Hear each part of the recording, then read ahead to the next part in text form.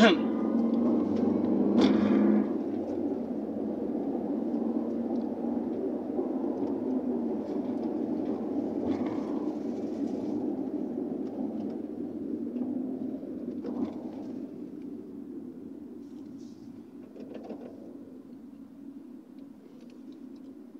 yung lugar kung saan nandito yung mga malalaking building at mga hotel, nakikita nyo.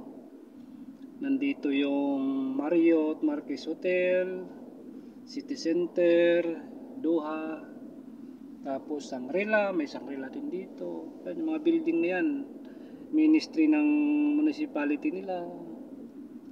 Lahat ng mga business na malakihan mga company ay nandito sa area na to. Ito yung tinatawag na area na West Bay, the heart of Doha. Ito yun.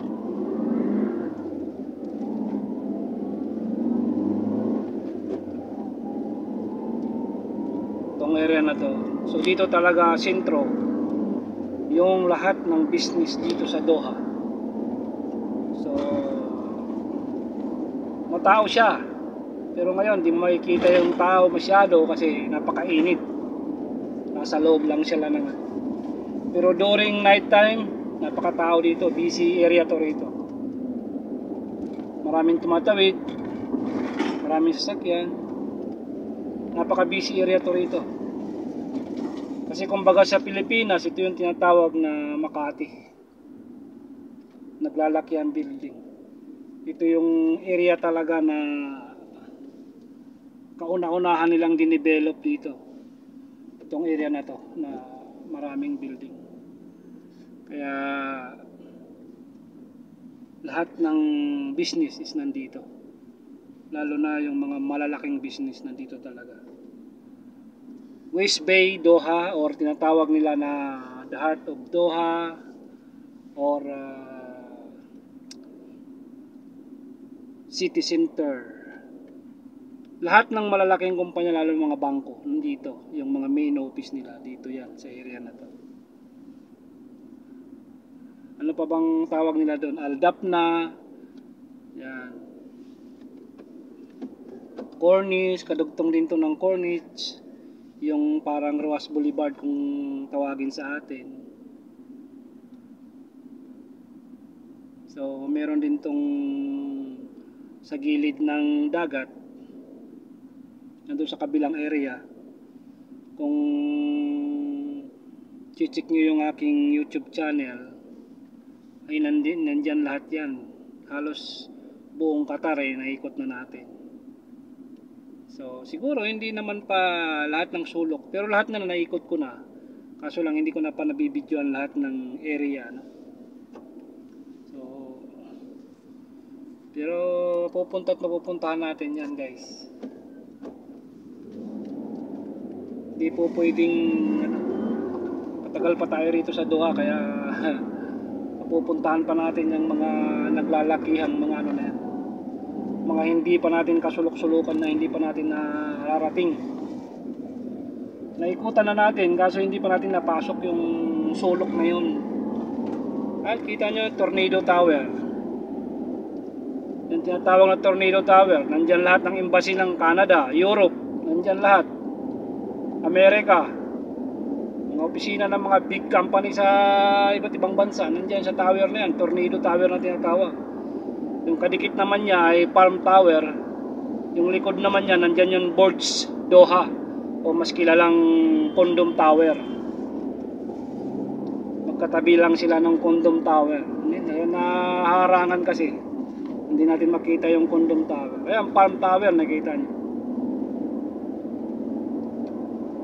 Yan ang Doha. Ang ganda ng pagkakayari. Talagang kung makikipaggera ka, bubumbahin lang, sisirain lang ng ganong kabilis, nakakapanghinayang. Ilang taon ang binilang yan bago na itayo itong ano na to, lugar na to, di ba? Tulad nung nangyari sa Palestine, di ba? Sa Gaza. Ang kaganda ng building nila nung hindi pa naggigera, pero ngayon wala na, parang haunted house na, mga kalibet. Napakahirap po. Yung magigera, kaya yung sinasawag, inaano nila na lumaban tayo sa China. Pwedeng lumaban pero kakawawain lang tayo ng China. Pero ang China is second strongest country in the world, in the whole world.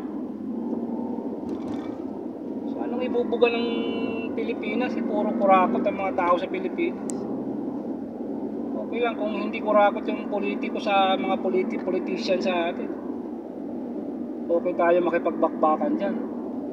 Pero wala eh. Mga politiko sa atin, puro mga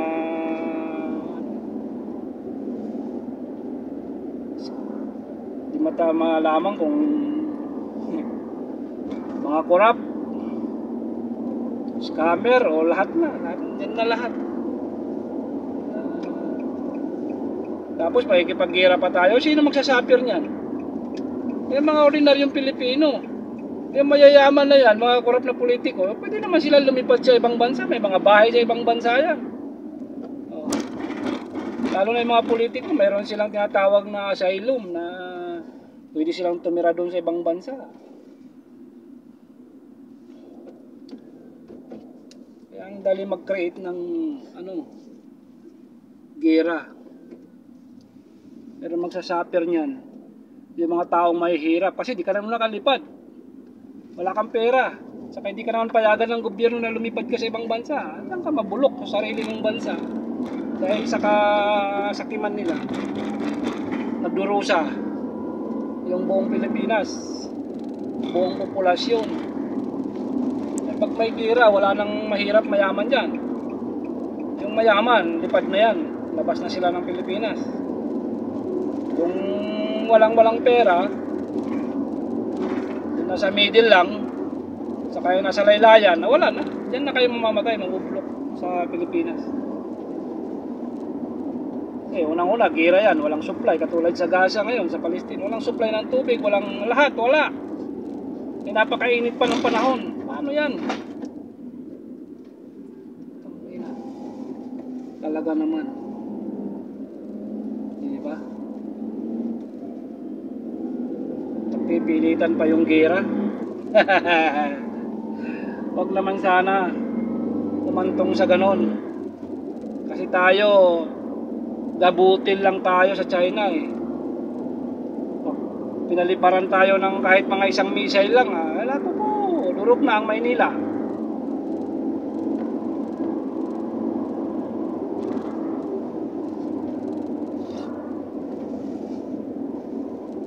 Kaya yung nangangahas na maggera, tama yun na ipaglaban natin yung ating bansa, pero hindi sa ganong pamamaraan, mga kalibel.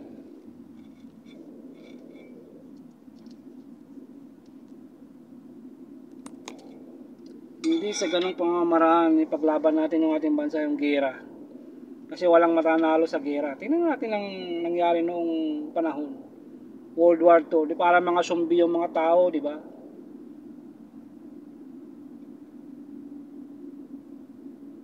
Tingnan mo ilang buhay ang lalo na ngayon sa bagay. Magbawas ng tao sa Pilipinas, ilang milyon ang malalagas na. Sigurado yan. Milyon-milyon ang malalagas, mga kalibel. Kasi hindi natagaan ang labanan ngayon. Atomic bomb na o kaya missile na ang lalabanan ngayon. Pindot-pindot na lang. Anong pipindutin ng Pilipinas? Yung itlog. Tingnan mo, ang presidente ng Pilipinas wala na siyang magagawa ngayon. Ginagano na lang yun umpisahan niyang gumanti sa China. Naku po, kawawa. Ano kung ipagpipilitan niya, tapos na yung karir niya. Ganun lang kasimple. Tapos na ang karir pag ipagpilitan yung gira. Kaya mga kalibel, pag-pray natin na maging mapayapa, magtulungan ng bawat bansa. Magpaligsahan na lang sa galing ng pamumuno. Yung walang pag-unlad, paligsahan sa pag-unlad, hindi yung paligsahan sa gira. Huwag natin daan sa gira. Kung inaangkin nila yan, hindi, wag nang idaan sa gira. Kung sa atin man yung Philippines na yan, Scarborough Shoal na yan, edi paglaban natin sa wag nang idaan sa gira. Kasi tingnan mo, naghihirap yung mga di ba? Mga kalibel, yung mga ingisda. Dati malaya sila nakapangisda, binabantayan pa sila. Ngayon wala na, tinataboy na sila. Panahon ni Makoy, ni BBM. Pero ganun pa man, dapat madaan pa rin sa magandang usapan yan. Napakahirap niyan, may gira. Itong Qatar, napakayaman na bansa to, pero ayaw nila na makipaggira. Kaya kung gira yung usapan, yung magiging solusyon dyan, magbubuhis talaga ng napakaraming tao dyan. Lalo na ngayon sa Pilipinas, napakaraming tao. Overpopulation na. Napahaba yung kwentuhan natin. Pupunta tayo sa Adriatic ngayon, mga kalibel. Dito tayo sa stoplight ng Bin Mahmud. Bin Mahmud corner, Hamad Hospital. Yan ang area natin. Ba't tayo napunta dun sa gira? Peaceful lang tayo, peaceful lang mga kalibel. Joke lang yun, joke lang. Natapik lang natin. Maganda pa rin mapayapa tayo na namumuhay. Kahit mahirap ang buhay, nakakain tayo ng 3 beses. Pag nagkagira, baka isang beses, isang araw, baka mamaya hindi pa. Yung Pilipino pa naman, ang hirap kumain ng 1 beses isang araw. Ang Pilipino kumakain yan 3 beses, minsan 5 pa sa isang araw.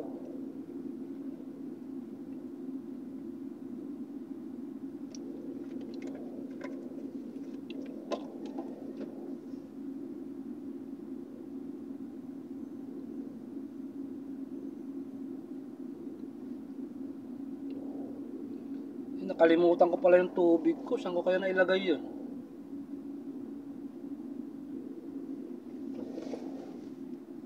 Patay. Napakinabangan ng mga kuloko eh.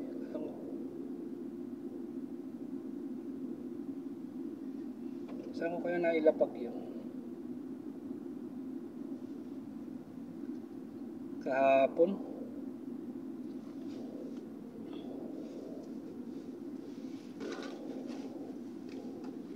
Tuloy yung nawala ng tubig. Hindi ko matandaan saan ko nailapag yung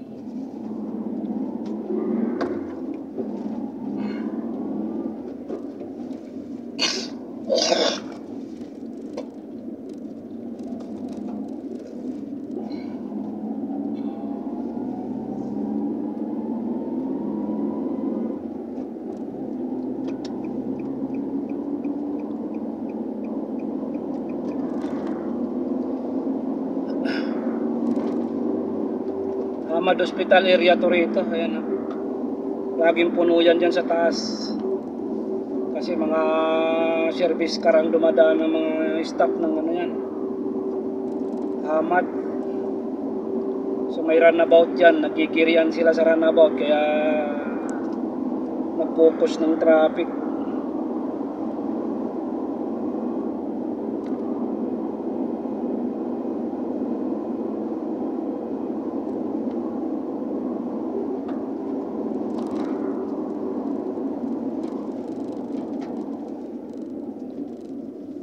Dito Al-Sad, between Al-Sad at saka Bin Umran to, Bin Mahmud. Sa kanan Al-Sad, sa kaliwa Bin Mahmud.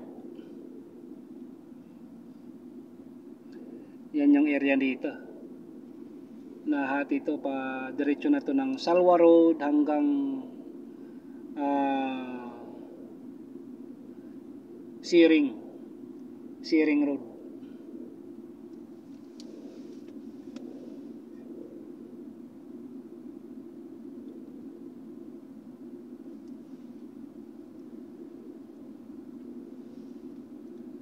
Napakasarap guys ng buhay pag may hanap buhay ka, tapos walang problema sa pamilya, walang may sakit, di ba? Napakasarap sa pakiramdam. Di ba, maliit ang kita mo basta walang may sakit, safety lahat ng mga family. Napakasarap na yun. Biyaya na yun mga kalibet. Biyaya na yun galing sa Panginoon. Extra na lang yan, yung kayamanan na yan, extra na lang yan eh. Kung maraming pera, nakakabili ka ng ano mo, extra na lang yan, ano na lang yan, gift na lang sa'yo ng Diyos yan. Na pinagkaloob talaga sa'yo ng Diyos. Kaya, hindi lahat pinagkakalooban ng Diyos kasi ang ibang pinagkakaloob, good health, magandang pamilya, buwang pamilya, yun ang pinagkakaloob ng Diyos. Yung kayamanan, gift yan. Kung nagkaroon ka niyan, gift yan. So ngayon, kaya ka binigyan yan dahil gusto ng Diyos na i-share mo rin yan. Hindi mo pwedeng solohin yan. Kailangan i-share mo rin. Katulad ng mga businessman, di ba? Mayayaman sila pero marami silang nabibigyan na hanap buhay ng mga tao. Maraming nabibigyan ng trabaho. Ganun lang yun. Give and take lang yun.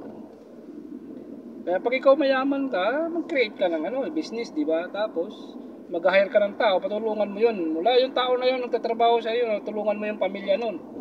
Pag-aaral, pangailangan nila sa araw-araw. Tulad yung ngayon, di ba, naghahanap buhay. Natutulungan ko si boss, natutulungan ko yung pamilya ko. Maganda yung samahan, maganda yung pakikitungo ni boss sa amin. Bawat hingi mo ng tulong, nandyan. Kakabilib ka sa boss na yan na kahit hindi mo nakakausap ng personal, bibilib ka sa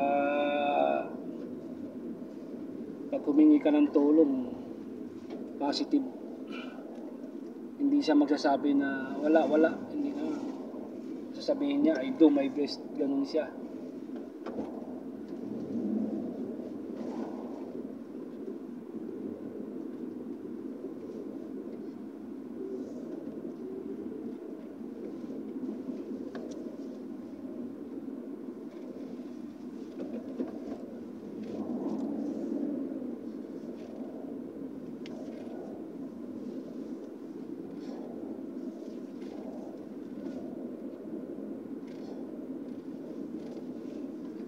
Tayo.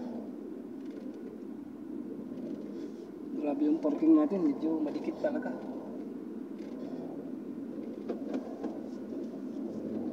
Hindi natin masyado ididikit din na baka di natin buksan yung pinto.